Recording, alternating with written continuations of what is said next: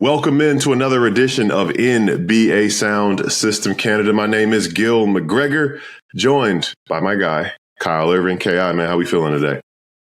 Good. Can't complain. News is really slowing down. Not a whole lot to cover, but I'm excited to kind of just jump on here and go through some of our favorite moves of the offseason, least favorite moves of the offseason, and talk about whatever, scraping bottom of the barrel news that we got so far. I would say the nerve of you to say that news hasn't been coming in when we just found out that LeBron James FaceTimed Luka Doncic to congratulate him on the contract extension that we teased on last week's episode.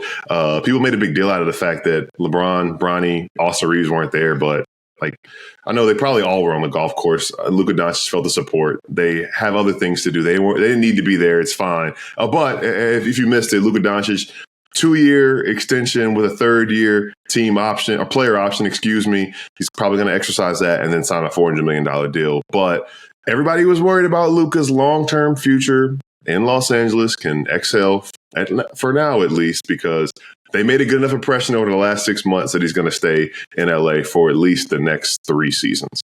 Yeah, I feel like that was something that, after the trade, it was a lot of I think he was just genuinely still sad that he got traded and couldn't even really shift his focus, shift his mindset to do I want to be in LA long term? But, I do think that the more that reports are coming out of, them committing to building around him. And I don't even think it was really a Luka versus LeBron thing. It was more of just he needed some more reassurance after he just got dumped by the Mavs. And, after a summer in offseason to think things through, I felt like the writing was on the wall and the reports were all kind of pointing in the same direction that he was going to sign that max contract. And, there was part of me that thought he was going to go for I think it was 4 for $229 million, which is what De'Aaron Fox had just signed with the Spurs. I know we're going to talk about that too, but him going for the 3-year option instead, or the 3-year deal with the player option in the end instead, lines him up to make a hell of a lot of money at the end with a fresh supermax contract when that time comes in 2028, I think it is. 2028 offseason, or maybe it's 2029. But status quo there. The Lakers were planning on building around him, and now we see that come to fruition with that long-term deal. And, they're going to continue to build around him. And it's going to get interesting once LeBron moves on, because they're going to have a whole lot of cap space that opens up. And I'm curious to see how they build.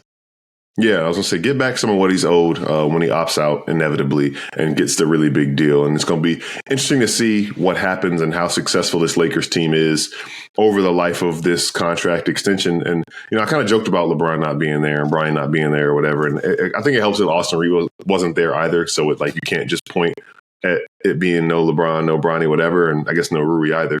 But I guess the overall, because I don't feel like we really talked about the drama conversation around LeBron James and the dynamic with Luka Doncic. Do you think it is much ado about nothing? There's actually something there, or the season just needs to get here? I think it's a lot of it's just LeBron and the Lakers. So that's why everything is under a microscope. Yeah. It's not breaking news to anybody that I know it's funny to joke around that LeBron wasn't there and he hasn't talked to Marcus Smart and but the reality is he really is one of the busiest dudes on the planet. And even if being busy, quote unquote, is just him on the golf course with his son, that's his way to escape and get away and not have to deal with all the noise and the basketball BS and everything like that. So, and he doesn't have many opportunities that are like that. So I really think it's I don't think it's anything. I think, maybe some of it earlier in the summer was strategic or we did talk about that or position. Right. Yeah, exactly. Strategic or positioning. Just because LeBron's a very strategic dude, but it's at the end of the day, I never really thought the Lakers were going to trade him. Obviously was not going to buy him out. I wasn't really buying into any of the smoke and rumors like that. I don't know if you felt the same way. Yeah, it just kind of feels like it's just this huge gap of time, and we had to fill it with something. Like you said, LeBron, the Lakers, that's a multiplier bonus of getting a lot of life out of the storylines. And it's well, he hasn't done this. And we talked about him being calculated too, and he kind of knows how to fuel the news cycle too, even if it's going to work out at the Clippers' old practice facilities with the Clippers logo behind them, which, by the way, I think that Clutch probably just bought those facilities and they just haven't put their own mark on it. That picture at the beginning is still an interesting choice, but I've been seeing Rich Paul apparently is a TikToker and streamer now operating from there as the Clutch headquarters. So I'm just assuming that the Clippers moved to a new place and Clutch is taking over, and I'm sure that it'll get wrapped in Clutch stuff eventually, just like they got the Sports Academy out there in LA. it'll be the clutch sports, whatever they want to call it. So I'm not reading into that type of stuff. But yeah, it does feel like basically the biggest thing is there's not a better situation for him given the circumstances, given his salary, given his son is on the team, given the setup with the team and his relationship with JJ Redick. There's so many different things you can name off. Obviously, it could be better. They could be better positioned to win a championship, but they are still kind of, dealing with hey, this is the bed you made, lay in it, or, this Subway sandwich is trash. Well, my brother, you made the sandwich. That's where they are right now. The deal that set them back in 2021 a few years ago, they're still kind of coming back and recovering. And the fact they won 50 games last year, 50 plus games, and finished third in the Western Conference, you have to be a little encouraged, especially with the moves they made this summer. I know we'll talk about the grand scheme of things with moves around there. So, yeah, ultimately, I just think that, and I said this actually, shout out to the people at Sports Grid earlier today. I said this, it's the Lakers. I saw a tweet from, a little bit around this time last year saying, hey, man, what can we do to get Luka Doncic? People were laughing at him. And then they got him. So at this point, we can't laugh at Lakers fans anymore for however pie in the sky player they think they could bring in for whoever it is. Maybe bring out the Aaron Nesmith meme with the paperclip or whatever. The Lakers might somehow figure out a way to pull that off. So you never know. There could be something up their sleeve.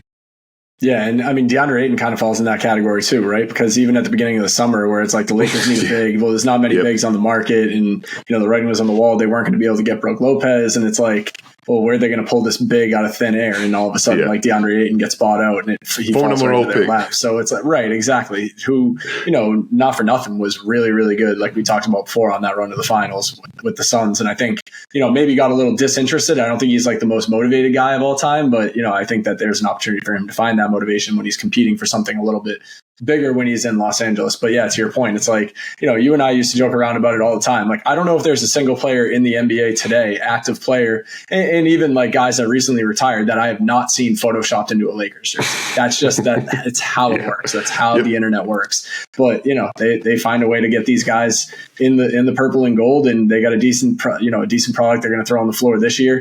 Their expectations honestly should be higher. Luka, they got skinny Luka now, and LeBron was still All-NBA last year, and number one overall pick in DeAndre Ayton. Austin Reeves continues to improve. Like, they should be a better team going into this year. It's just that the West is such a gauntlet that, they're kind of just lost in the mix because they're not in that upper echelon of Western Conference teams. Yeah, that was the answer. I'll wrap the discussion this, but when I talked about it, their over-under for wins right now is 48.5, I think, which is it's a good number. Around the middle. That's why Vegas is good at what they do, I guess. Yeah, they don't need me to tell you that's a good number. Right. But I think that speaks so much to everybody and how strong the West is between OKC and Denver and Houston and you name it. All these teams, Dallas is coming back next year is going to be good. Even when Kyrie gets back in the lineup, of course, the Clippers. We can go on for a while talking about these teams. Minnesota in the Western Conference. So where does LA fall in that? Things are going to have to, shake their way for them to exceed that number. But we'll see how that goes. And you mentioned Photoshops. One I did see today, Giannis in purple and gold. I'm not getting into that, but I am going to get into real quick before we shift into the larger offseason discussion. Now that's two times. First, it was Giannis with Does Anybody Ever Miss Woj? Today, the Bucks with the yawning emoji hours after Shams says that Giannis's days are maybe numbered in Milwaukee because he's got an eye on the roster that's not a championship roster. That's kind of the funniest subplot feud to the offseason, that they're just going straight back at Shams. Whatever he has to say about Giannis being done in Milwaukee, the Bucks ain't hearing it. No, I completely agree. And you know what? I'm gonna loop this back into baseball. Red Sox manager Alex Cora, like right around the trade deadline, I don't know if you saw this quote or not, but they asked him, because a lot of players are popping up in trade rumors, right? And he spent some time during his time off in between his time with the Astros and his time with the Red Sox at ESPN. He was like, I'm not going to say any names, but he was like, ESPN does, kind of like poke and prod people to like bring up players in trade discussions because it sparks the news wire and everything like that. And like, I mean, come on, man. Like at this point, like you got to believe the actual source, which is Giannis. And like, there has not been anything really that he has done or said that has like really, made any sort of serious moves of him not returning to Milwaukee this offseason. And it does kind of feel like every single time there is nothing to talk about, here comes Shams with another report that Giannis might, not be interested in Milwaukee, whether it's not for this season, but at the end of his contract, whatever. And it's like, I don't know if you feel the same way. I definitely see those and I roll my eyes and I'm like, that's ESPN just trying to like fill dead space in the airwaves. It's the same report every single time. There doesn't seem to be a lot of substance behind it. The Bucks also have really, really good beat reporters, and none of them have ever, had anything along the lines of Giannis being immediately frustrated and wanting to leave. I just roll my eyes. I roll my eyes. Yeah, I'm the same way. And I think it's even easier to feel that way because Giannis has won his now, right? Like, it's not this outside pressure for, man, you got to go get one. You're going to remember this, da-da-da-da, if you never win a championship. He got one, and we talked about it. It was one of the greatest finals performances we've ever seen, right? Yeah, 50 closeout game. Like, right, you know what I mean? And this is like, not that long after we thought his knee was done in that Hawks series. So thinking about that finals performance from him to win that championship, the first one for that franchise in 50 years, him setting and breaking all these franchise records in his time there, like, it kind of feels like, if anything, he'll kind of have that like Hakeem career arc where it's like, all right, like, I've exhausted all options, and now I'm not going to call him washed, but I'm a little over the hill. Now I'll go somewhere else. But it kind of feels like the Bucks are going to get all of his best years. There's a mutual relationship with them, and this kind of trends straight into what we're going to talk about for the rest of the show, which is off seasons. And I'm looking at what the Bucks did this off season. I'll just mention the highlights. Add Miles Turner, add Cole Anthony, add Gary Harris, and they retain a lot of guys. Taurean Prince, Bobby Portis on an extension, Kevin Porter Jr., Jericho Sims, Ryan Rollins, Gary Trent Jr., Chris Livingston. But they did lose Brook Lopez, Dame Cut, and Pat Connaughton. Welcome to Charlotte. That being said, Bucks off season, the whole thing is Giannis says this isn't, quote unquote, Giannis doesn't believe this is a championship roster. I am of the belief and in the mindset that any roster with this version of Giannis Antetokounmpo on it could be a championship roster. Not saying that they can be, but if you simulate the machine 1,000 times, Giannis is so good, he might get you a championship a couple times. That's just the way I feel on that. And then we can use that to launch off the other off seasons that we like and dislike or whatever. No, I completely agree. The other night, because work has been so dead, started pulling some stats to get ahead of some research for this season. And one thing that I found when I was looking at Giannis's numbers, he's averaged at least 30, 10, and 5, 3 seasons in a row. There's no other player in NBA history that has ever averaged 30, 10, and 5 3 times in their entire career. And Giannis has done that 3 years in a row, which is a wild stat. And it's like, right.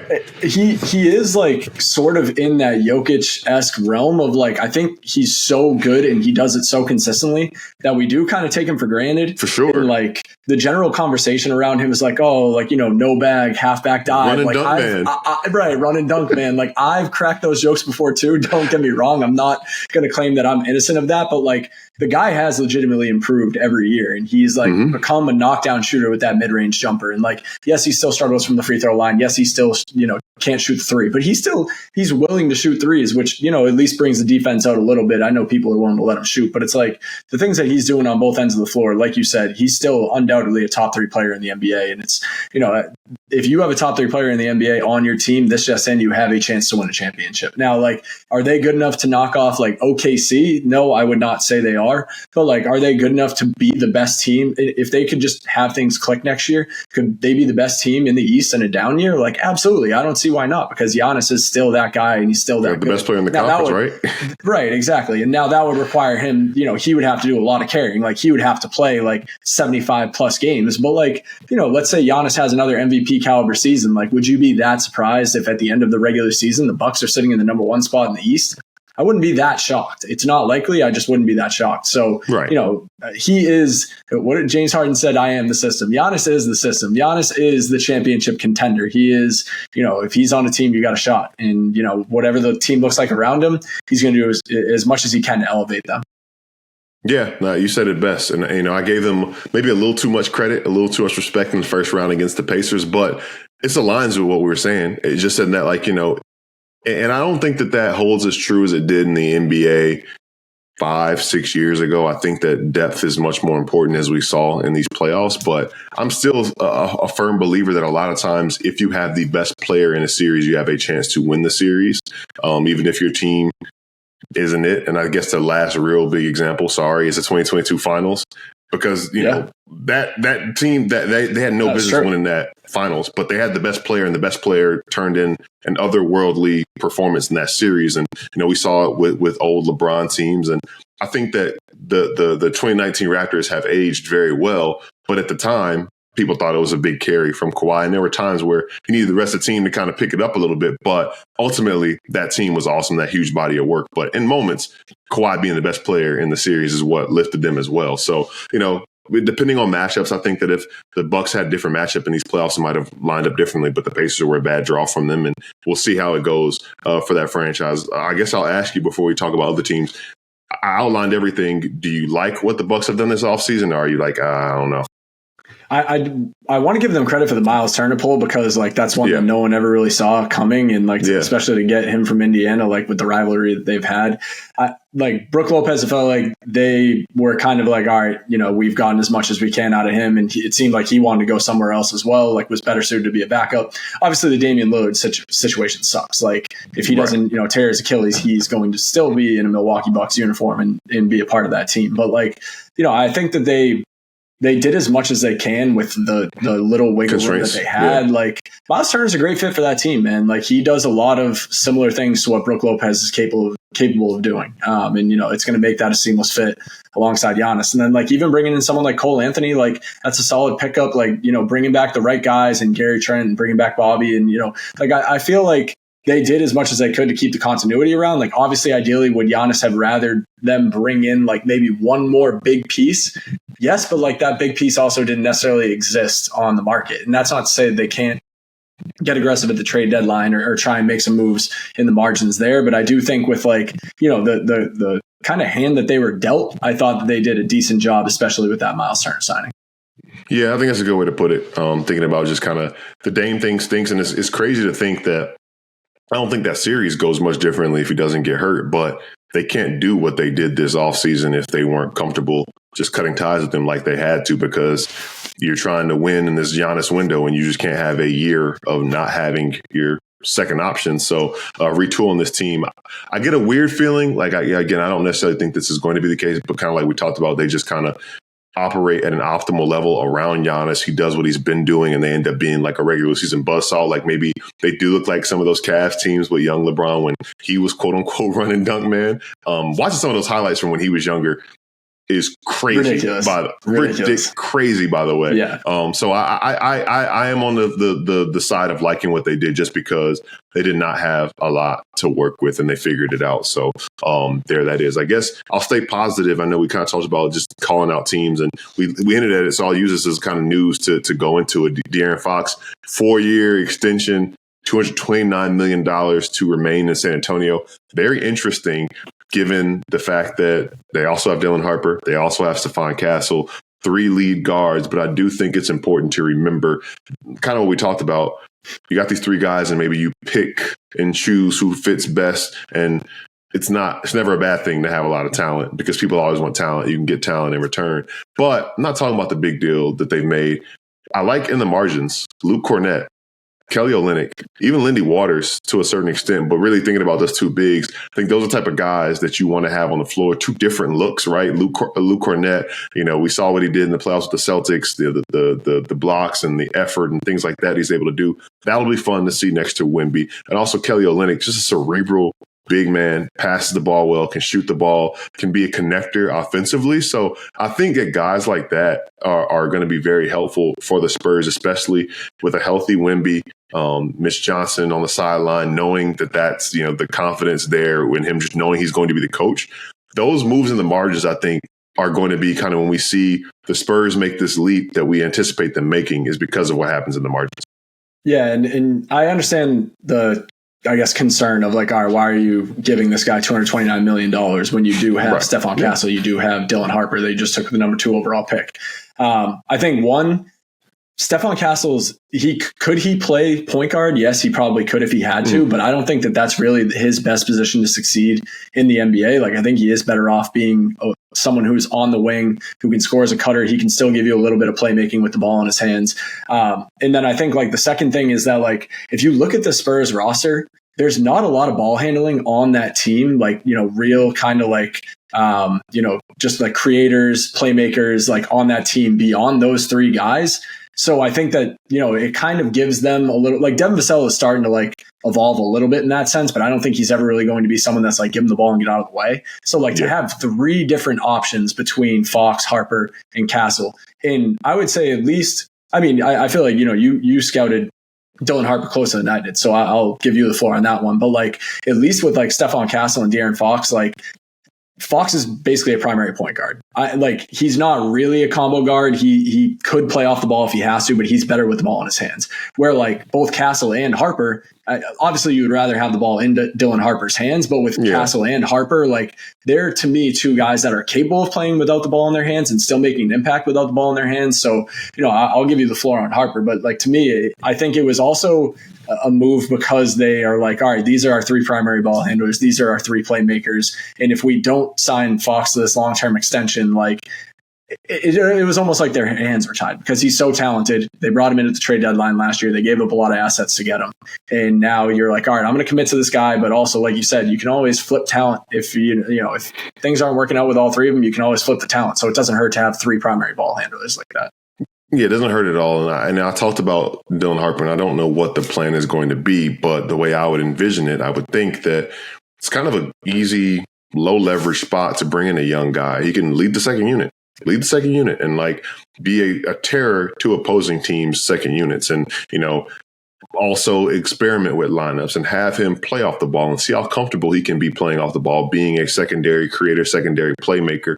I think the flexibility is what's great, right? And like, again, just like you can't have too much talent, have lineup flexibility where, you go Harper Castle, you go Harper Fox Castle, Harper Fox, like Fox Castle.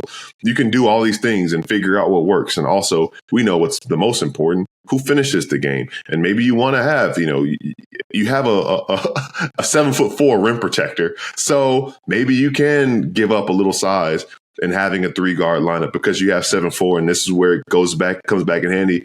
Playing next to Cornette, another 7-foot plus guy, Kelly Olynyk, another guy with size, like obviously not necessarily known for rim protection or anything like that. But I think that's why those moves in the margins, which maybe are a little more than in the margins, gives them some flexibility. Or if you want to have a guy who's a rugged wing defender, you have Sohan, you have why is my man's name? We just praised him when they Keldon Johnson too. That we haven't mentioned either. As well. Carter Bryant. My bad, Carter Bryant. Got Carter Bryant as well. Like they have all these guys who, they just have they can do some really interesting things with their lineups this year. Obviously, we know Wemby's going to be on the floor and probably going to have De'Aaron Fox on the floor as well. But the way you can kind of mold, I hit my elbow. I'm so excited about the Spurs.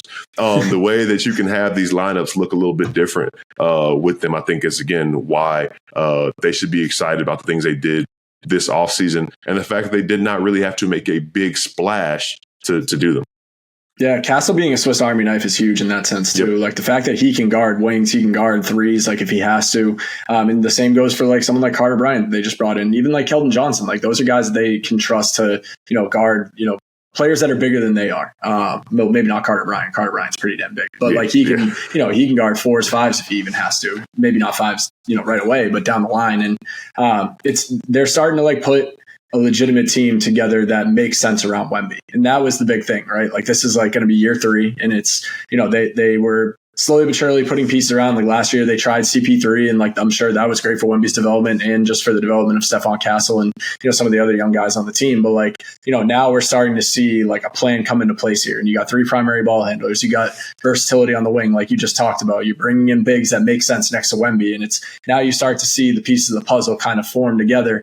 And obviously Wemby's coming off of having a blood clot in his shoulder, and he's been cleared to play and cleared for physical activity and everything like that. Who knows what he looks like coming back this year? But like that's a Spurs team that last year, if he doesn't get shut down for the season, and I think at that point they had kind of committed to like, all right, you know what?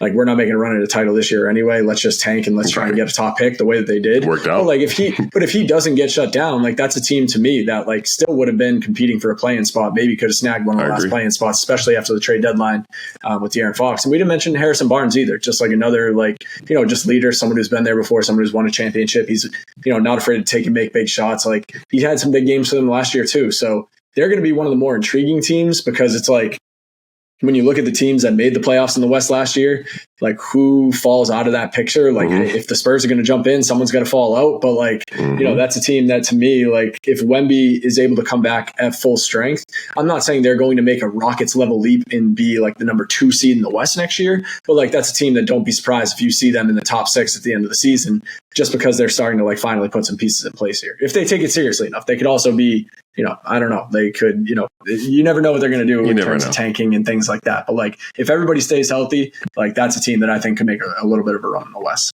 Yeah, I agree. One last thought on the Spurs. I thought about like the Homer Simpson gif when he falls in the bushes and comes back out. I think that's like Keldon Johnson, like going in, coming out wearing number 0 for Chris Paul, and now he's switching back to wearing 3 again. So he's had 1 year. He switched back to 3. So shout out to him for letting Chris Paul wear number 3. He's never worn another number in his career. And because of Keldon Johnson, he was able to do that. We can keep it positive before we get hard on these teams, go hard on these teams, or I guess be critical of these teams. With who we don't like, but any other offseasons. I know we've talked about, the Nuggets and the Rockets and teams like that. Is it one of the high profile offseasons, or is it somebody else who stands out to you that you like? You know what? I know we talked about him a little bit at the time of liking the moves that they made, but I want to reiterate, like we talked about it a little bit just before we even hopped on the pod too, like the Hawks, man. I think the Hawks are a team that people are kind of sleeping on them. Like you and I were just talking about the Zachary Risache picture, and if you haven't seen it yet, just type his name on Twitter. Like he's looking like he was in the weight room in the offseason. He's also just a player that I think had a better rookie season than people even realize. Like he had a couple 30-point games. He shot the ball really well in the second half of the year. He looked solid defensively. Like he was I'm going to steal your take that you said before we even hopped on here, but like Gil was even just saying, it's like, if he wasn't the number 1 overall pick, I think people would be talking about him more highly or even just more frequently than they have. But like the fact that he was kind of a lesser known number 1 overall pick, people kind of are already just dismissing him.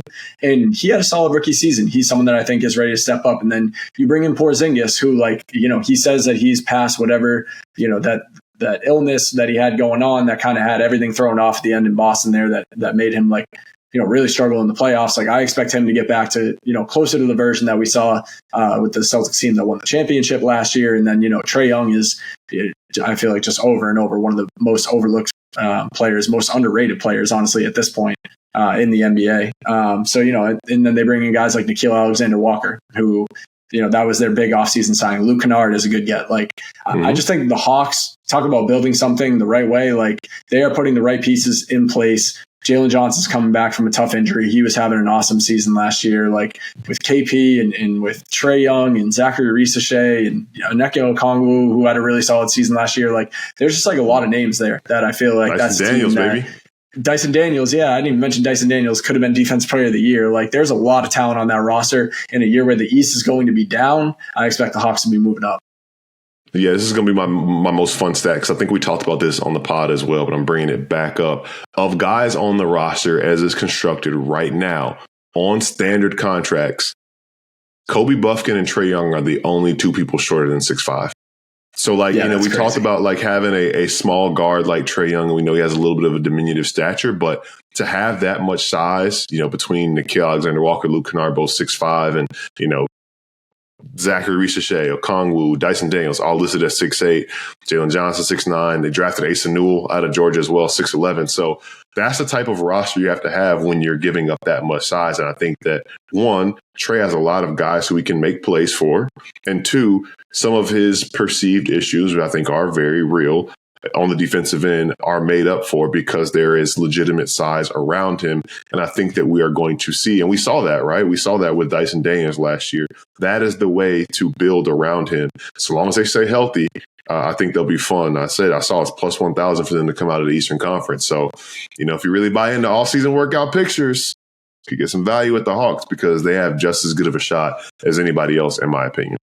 Yeah, defensively is going to be the big thing, right? But that's a great point. It's like you're trying to give Trae Young a cushion on that back line of like, hey, if you get beat or you're getting bullied, like you got other guys that can come in and help. And like, that's where like Dyson Daniels' development is so massive. Like his ability to take every single big guard matchup that the Hawks need and be able to hide Trae somewhere else. Like that is so massive. And then Risache, if the pictures are real, and he's put that muscle on, and he continues to apply that towards what he was working on last year. You and I just talked about, he's only 20 years old, man. Like, he's a number one overall pick. The kid can play, and he proved that last year. Like, he's the name to watch out for this year in terms of players that can take a big leap forward. And, you add someone like Kristaps Porzingis to that back line to help Trae Young out too as well. Like, that's not going to hurt you. So, it's always a big if he's going to be healthy, but if he can even give them 60 something games, like, that would be massive for what Atlanta can do. So I think a lot of the attention, like rightfully so, has been on like Orlando as like the big winner for the East of like a team that should really take a leap forward. But I do think that like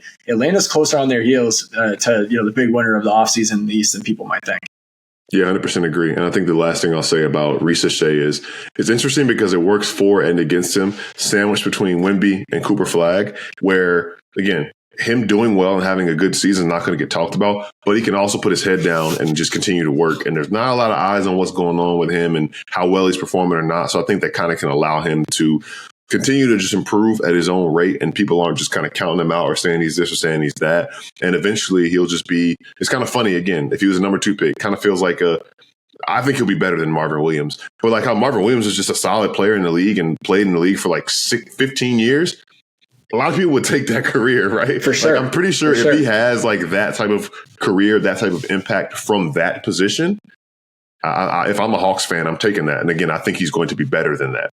You know what, Andrew Wiggins, like I'm trying to put some respect on his name here. I don't want this to come off as like disrespectful, but it's like, think about Andrew Wiggins' career, man. Like, he was in Minnesota. He was putting up 20 something points a game every single year to start his career, but like, it wasn't amounting to anything. People started to be really hard on him. And then he immediately went to Golden State and proved that he can be somebody that contributes to winning basketball. And you want to talk about a major reason why the Warriors are able to win the 2022 NBA Finals. Look no further than Andrew Wiggins, who was able to shut down both Jason Tatum and Jaylen Brown. Like, he was massive in that series. That was the best basketball he ever played in his career. So like, there are other paths to having strong NBA careers, even as the number 1 pick. Yes, would you rather your number 1 overall pick turn into like a Victor Wembanyama, a Paolo Banchero, what people hope Cooper Flagg can turn into? Yes. But at the same time, like, like you said with Marvin Williams, churning out a 15-year career where everybody respects you. You are, someone that is contributing to, or you're willing to like work on something that's bigger than you. You don't have to be the star of the show, like everything like that. Like, that to me feels like Andrew Wiggins almost like feels like a solid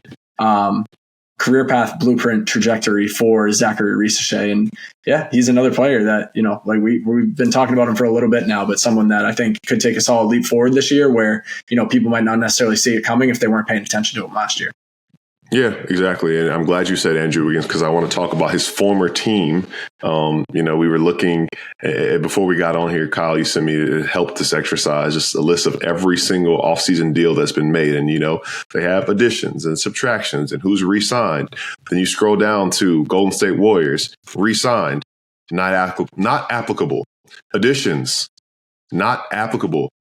Departures, Kevon Looney departs in free agency, and that is the only thing that has happened with the Golden State Warriors this offseason, and it largely revolves around the unresolved situation with Jonathan Kuminga, and apparently they have some maybe backdoor handshakes with Al Horford and DeAnthony Melton, and it seems like Kuminga is going to be a Warrior just because there isn't anything else out there for him. So I'm going to first say they haven't done anything, so I don't like what they've done this offseason because they ain't done nothing. But I will spin that forward and say, if their offseason ends up looking like retaining a seemingly disgruntled Jonathan Kuminga and adding Al Horford and DeAnthony Melton, what does that do for them in the unforgiving Western Conference when you still have Steph Curry, Jimmy Butler, Draymond Green?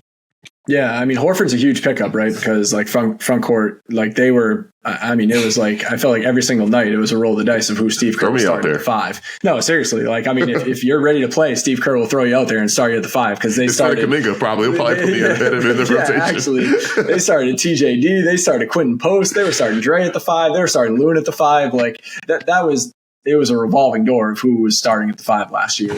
And I think Horford, at least, even if he's not the starter, gives them some stability. And maybe he is the starter. I have no idea. Like, I think it's going to be another year where it's a lot of mixing and matching with lineups. But like the Kuminga thing, since that's like really what we want to talk about here, it's like, I don't really understand the situation. if you're the Warriors, you have very much made it clear that he is not a part of your future. And every team in the league realizes that you do not feel like he is part of your future. This guy was getting DNPs in the playoffs. Like, he was in and out of the rotation. There were moments where Steve Kerr like you said, he would have checked you into the game before Jonathan Kuminga was getting off the bench after they traded for Jimmy Butler, because he made it up in his mind that pairing is just not going to work. And every team in the league knows that. And they're trying to turn him into a trade piece that has value. And it's like, well, we already know you don't want him. So why are we going to give up, like, using the Sacramento Kings, which is a team that he keeps getting linked to? Like, why would they give up someone like Keegan Murray? Why would they give up an unprotected first round pick? Why would they give up, like, the list goes on and on, because they know that the Warriors don't want this guy. And the Warriors are going to be willing to just say, you know what? You're not going to give us an unprotected pick. Well, we're going to keep this guy. For what? Kuminga doesn't want to play there. He wants to go somewhere where he can start or have a bigger role. He doesn't want to just go sit on his hands on the bench for the Warriors. And for what? To, like, hold on to him to see if maybe somebody is more interested in him around the trade deadline. Like, to me, if I'm the Warriors, you know, you're the one that pointed it out. Sam Amick with The Athletic had reported that the updated Kings trade offer was Malik Monk and a protected first round pick. That's pretty damn good. Malik Monk had a solid season last year. He did. Like, he really did. Talk about wearing different hats. That guy was playing point guard for the Kings. And if you had told, you know, a Charlotte Hornets fan 5 years ago that Malik Monk could play point guard, that guy had a broken A button. So there was no way that he was passing the ball or anything like that. Like, he had evolved his game enough. Like, that's a pretty solid get for a player that you don't want and a player that doesn't want to be there. I don't know. Like, do you feel the same way? Should they be playing hardball like this because Kuminga has a ceiling? Like, what do you think? Yeah, no, it's confusing to me, and I know the hang up may be the fact that it's like the protection on the pick because the Kings have made the playoffs once in the past like 19 years. So, like, I get that, but, like, I mean, where do you, like, eventually you're getting something, right? Like, for a guy who you don't intend on playing at all. Like, do they think that bringing him in this season and him being upset and just being on your roster and eventually, like, you know, playing him if you plan on playing him and allowing the world to be reminded. People know what he's capable of. So when you point out his talent, right? First of all, he doesn't turn 23 until October. So this guy has been in the league for a minute now, which is nuts. But also, we talked about how he wasn't in the rotation, DMPs in the playoffs. Steph Curry goes down. They have no choice but to play him. And he averages 24 points per game over the last 4 games of that series against Minnesota. Like, the dude, like, probably had to been a little cold. That just speaks to the talent. So we know what he's capable of. I understand there's some frustrations with the way that he plays, the way that he maybe doesn't fit in the system. And I get that. But also, this dude is 23 years old with a lot of untapped potential. So I understand the theory of why they're valuing him. But it's like, again, we all see that you don't want to play him. So again, like you said, why, like no. So it's like eventually, if I'm the Warriors, I'm like, look, like you said, Malik Monk's a valuable player. Take what you can get, and I feel like they're going to continue to play hardball. But eventually, the resolution has to be a deal that gets him out of there because it's best for everybody involved. I completely agree. And I think it has to be before the season starts. Like, I don't think it's a wait and see at the deadline because, like, you know, what are you going to do? You're going to give him a couple DMPs and then hope that you can put him in the game and make sure that he shows that he still has some value for a team to, like, want to go and get him. Like, I don't know. But, you know, to your point, I pulled up his game log from the playoffs, and it is funny to look at. Like, it's DNP, 0 points, 7 points. And then Steph goes down and it's 18, 30, 23, 26. Like, the talent's there. The talent's there. It's just and there was a report that he had said, and who knows if it's actually true or not. There was a report that Kuminga had said that he felt like his growth has been stunted by the Warriors. And that was the exact opposite of what that pick was supposed to be when the Warriors made that pick. So it's like a little disappointing in that sense for someone who, like, still believes in Jonathan Kuminga. But, you know, it doesn't sound like they have many suitors. It sounds like the Suns and the Kings are the only two that have made offers. The Suns had offered, I think it was Nick Richards, Royce O'Neal, and a couple second-round picks. You know, is that the deal? Like, I don't know if that's really the deal, but at the same time, like, you get players in return that can at least help you out. I don't know if you're committed to, you know, being like, all right, this guy's not a part of our future. I don't understand why you hold him hostage until you get an offer that feels like, you know, reaches the potential that other teams see that he has. Yeah, it's just kind of wild. If they plan on doing this to begin with, should have done it a while ago. But here we are now. Before we wrap up here, any other off seasons that deserve a little bit of criticism, or is it really just the Warriors because they have not done anything?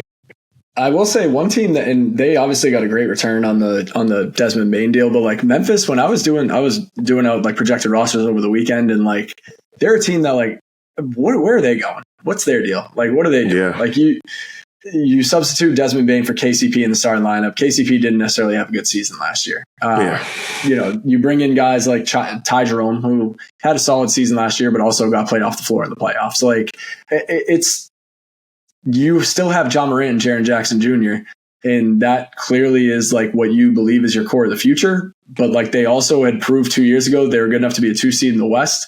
So like that should also be your focus in the present. But it kind of felt like that move for whatever it was, 5 first-round picks, like obviously, again, great return, but it's like that's not necessarily a win-now move. So that's just one team that, like, when I was looking through depth charts and starting lineups, I was kind of like, what the hell is going on in Memphis? Cedric Howard, man, they're believing in Cedric Howard, which he is very interesting to me. Just, the hype that he got before the draft and leading into the draft, man, like, I'm not going to say you better be good, but it's just crazy to see like how much he shot up, ended up being a lottery pick. And I'm just excited he never stepped foot in Durham. So I'm really glad that's for the best for everybody involved.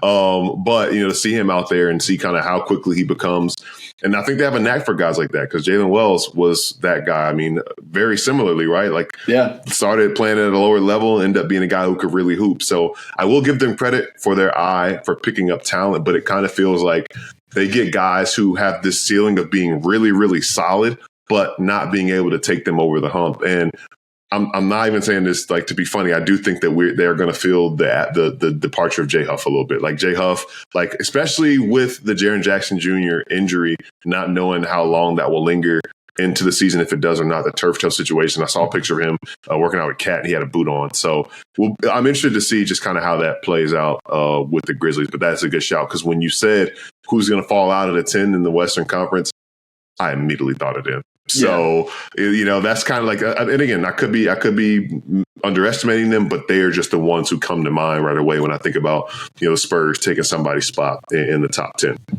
One other team that comes to mind too, that I guess it's more just like out of disappointment because you expected them to try and make a bigger splash this offseason, but like Miami is kind of just like sitting on their hands too. It's like, all right, like, Tyler Herro had an incredible season last year. He was an all-star. Like Bam had a little bit of a down year at the start of the year, turned it up at the end of the year. But like, man, they got blown out by like what? It was like 60 something points in the last game against the Cavs. Like they got absolutely destroyed. And like, talk about like a level of like, you do not even belong on the same floor as this team. And then that team went and got routed in the next round. It's like, so where does that leave you? And, I think, I don't know if it was Pat Riley that had said it, or maybe it was Spoelstra or someone had kind of said that, like, like they felt like, they still need to get Andrew Wiggins, like accustomed to Miami and everything like that. And like, that is like their offseason pickup because, he didn't really get to get settled in the second half of the season. And like, but it's like, I don't know, you're just kind of stuck in no man's land, which isn't normal for a Pat Riley led team. Right. So they're another team that, like, when I was going through their roster additions, I mean, I'm looking at it right now. Like they brought Davion Mitchell back. Norman Powell, actually, I don't want to overlook that. That was a massive pickup for them because their half court offense was terrible. Tyler Herro was bailing them out 99% of the time. Yeah. So Norman Powell helps a lot there, and they didn't have to give up a lot to get him. So I do want to give them credit for that move. But like beyond that, is Norm Powell as good of a season as he had last year? And as much as I respect him and like him as a player, like, is he getting you from middle of the pack of the East to even the top of the East? No, I don't think so. No, I would agree with you on that. My bold take, and I've thrown this one out to other people now, I'm putting it on wax. This is being recorded. I think that this will be another middling year for them. And I think that this year or next, I think we eventually see Spo pull a Brad Stevens. And he was like, you know what? I've coached long enough. I've won 2. I'm on the top 15. I'm going to take on a new challenge. Chris Quinn, here are the keys. I'm going in the front office, and we're going to try and take this on. And that's how they rebuild. So I do think that we are entering just kind of a nondescript era of Heat basketball, and they're not really going to win anything. They have some pieces in place, but I think they will continue to build as that happens, if that actually happens. So we'll see if it happens. As we wrap here, got a post from X. I don't know if you've seen this or not. If you haven't seen it, I'm going to get you to guess who it's from. If you have seen it, then we can just talk about it. Regardless, we'll talk about whether or not we believe it. It's a lot of people on this app that don't watch ball, man. Just be chatting. It's cool. we got a lot to prove this year. Let's get back to the playoffs. I saw it. So I okay. I had seen it. We just got to talk about it then. Scotty Barnes calling his shot. How do we feel about that? How do we feel about Scotty Barnes? We've talked about it already, but now that knowing that he hears the noise, and, we've talked about the Brandon Ingram thing and what they've got on this roster, I still think that a move will probably come. But to know that this is kind of the attitude in the locker room from your franchise player, that says a lot about the attitude that this team is coming into the season with, right? I will say, again, as I was going through depth charts and starting lineups and I'm looking at the Raptors, I'm like, this is a team that could be better than people think they are. It's a weird fit though. That's gotta sort things out. Because there's a lot of overlap. Between RJ Barrett and Brandon Ingram, there's overlap. And then you got Scotty Barnes. There's some overlap with those other two players. Obviously, different type of player. Though RJ and Brandon Ingram are more similar. But Scotty, but just a lot of big wings. And then his IQ, your point guard of the future, he's had some solid. He's shown flashes of being able to do that, but he also hasn't been able to stay super healthy. And then you sign Jakob Poeltl to a solid extension. Obviously you like him as a rim protector, but is he your center of the future?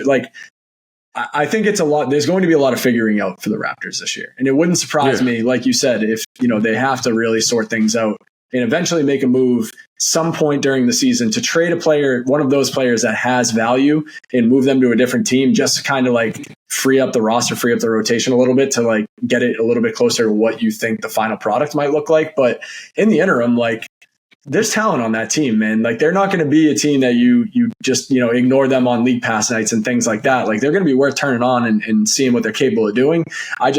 I'm curious to see how all those players mesh together. I don't know. How do you feel? You think they're going to be kind of back where they were last year? Is there too much figuring out to go on? What are you thinking?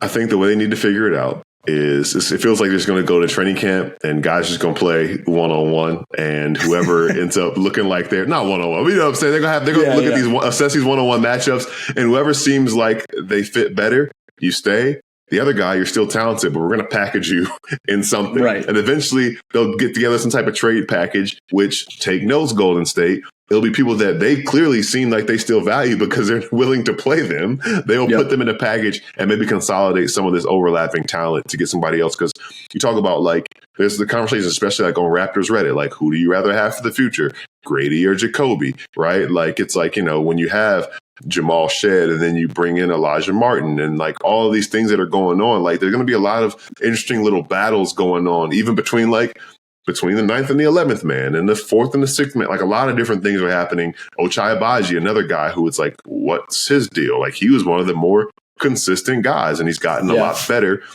within this system. So very curious to see. They have playoff level talent on their team. But again, it doesn't necessarily make sense in the Eastern Conference. It's a little open.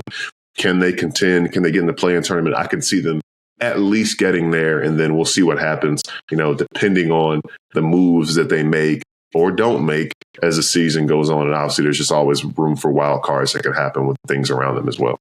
One thing that before we wrap fully, I want to ask you, do you think that is their starting five? Is it IQ, RJ, BI, Scotty, Jakob Poeltl, or is there just it just doesn't make sense enough and they're going to have to eventually tell one of those guys, you got to come off the bench? I don't know. What do you think?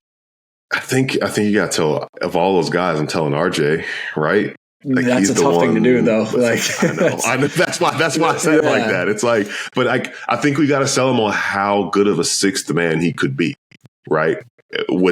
In that team, and because I think you need to get a couple of the things that maybe he doesn't necessarily give you. And I think about to last year, just how much he improved as a playmaker, and obviously we know what he's able to do, rebound the ball as well. But that was what impressed me most, especially when Scotty was in and out of the lineup. But these guys need the ball in their hands, and you got to get somebody that doesn't need to have it in his hands as much. And it just feels like that is the answer. But I don't know. Again, that's hard to tell him to do.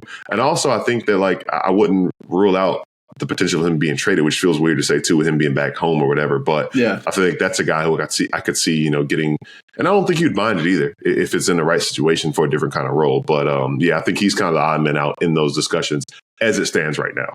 The only other thing that is coming to mind, and this is I mean, talk about just like jumbo size basketball, but like you could theoretically play Scotty at the 1 and then have one of those shooters, whether it's Grady, whether it's Jacoby, like as the 2, playing the 2, move IQ to the bench. But then again, like you're not exactly freeing up more basketballs there. Like it just gives you a little bit more like floor spacing, catch and shooting, stuff like that. Because I don't think you really have a ton of that. Problem gets you another one.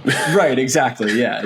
Exactly. So it's an option, and I'm sure that we'll see Darko get creative with starting lineups this year too. Like they're going to have to try a lot of different things to see what works. I was curious to see your thoughts on what you thought the opening night starting lineup might be.